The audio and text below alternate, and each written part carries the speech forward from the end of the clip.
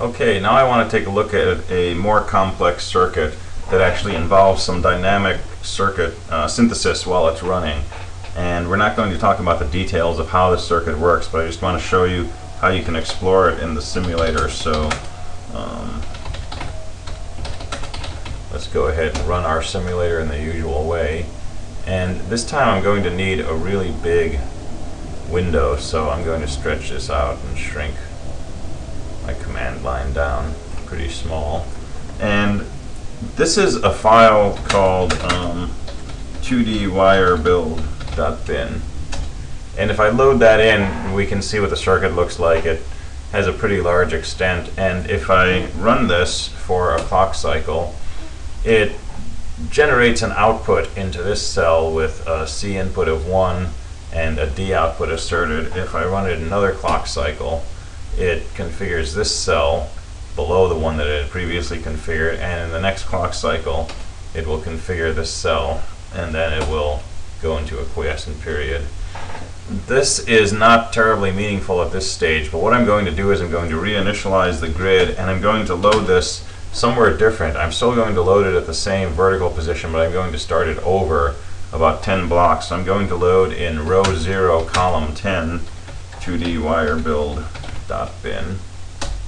And so now I've loaded the same circuit, but it's sitting over here to the right, and we can't see everything that's off the screen. We could scroll over and see it, but we don't need to worry about that. What we're mainly interested in is what's happening over here. So keep your eye on these cells over here, and as I run this thing for 3 clock cycles, we'll see what happens in those cells. If I say run, one of them gets configured, and then the one below it gets configured, and then the first one gets configured again. And then we kind of go back into a quiet mode, but now we've configured these 2 cells, and these 2 cells which are blank, if I say run 4, those now get filled in.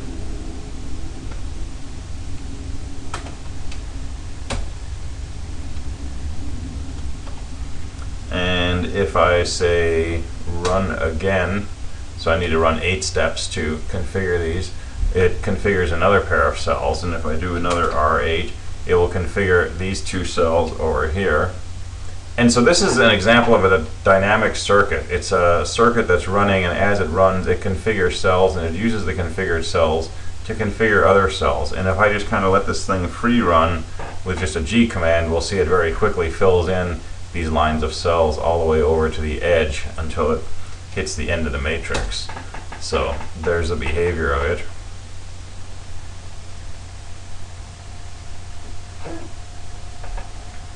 And once it gets to the end, it keeps trying to configure more cells, but it can't because there's nothing there. So I can hit escape to break out of the simulation. And if I reinitialize and repeat that load and say go, we can watch what it does as it loads each of these cells and moves all the way over to the left. And there you have it. So that's an example of a dynamic circuit.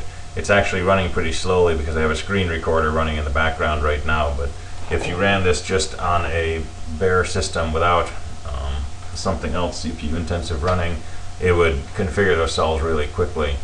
And the way this is happening is with a series of circuits that we'll talk about in the advanced C-mode circuit section, where we discuss how to read configuration information out of other cells and use that to drive the creation of dynamic circuits. But basically we have a set of cells down here that are used to do what's called wire building, which is how we create these pathways. And these pathways allow us to control C and D inputs on remote cells from some distant location, such as over here, by building these intermediate circuits that basically pass control and data information through this set of cells and then use it to actually control the behavior of a cell at some remote position in the matrix. So that's just an example of a live circuit. And in this next lecture, we're going to take a look at a particular version of this, which is called sequence generation. So that'll be the next lecture.